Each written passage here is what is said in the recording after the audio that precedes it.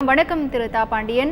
காந்தியவாதி சசிபெருமாள் இன்று மதுவுக்கு எதிராக நடந்த ஒரு போராட்டத்தின் போதே அவர் உயிரிழந்திருக்கிறார். அவருடைய மறைவு என்பது இந்த சமூகத்திற்கு எப்படிப்பட்ட ஒரு இழப்பாக பார்க்கப்படுகிறது?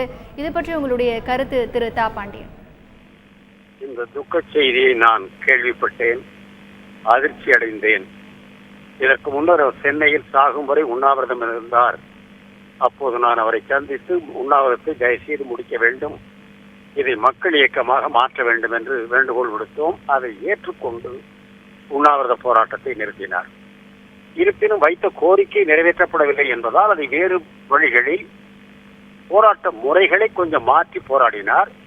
அதிலே அவர் வயதுக்கு மீறிய முறையில் ஒரு கோபுரத்தில் ஏறி அங்கிருந்து தன்னுடைய எதிர்ப்பை காட்ட வேண்டும் என்று முயன்ற போது அவருக்கு உயிருக்கே ஆபத்து ஏற்பட்டிருக்கிறது என்று நான் அறிகிறேன்.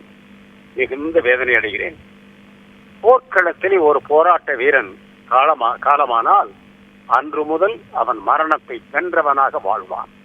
அந்த முறையில் சசி பெருமாள் ஒரு உன்னத லட்சியத்திற்காக, உலகத்து மக்களுக்காக எழுப்பிய அந்த குரல் மற்றவர்களும் யோசிக்க வேண்டும். குறிப்பாக ஆட்சியாளர்கள் யோசித்து தமிழகத்தில் ஒரே நாளில் மதுவிலக்கை ரத்து செய்ய முடியாவிட்டாலும் படிப்படியாக குறைப்போம், அதற்கு என்ன திட்டம் என்பதை விரைவில் அவர் பெயரால் அறிவிக்க வேண்டும் என பணிவோடு வேண்டுகிறேன்.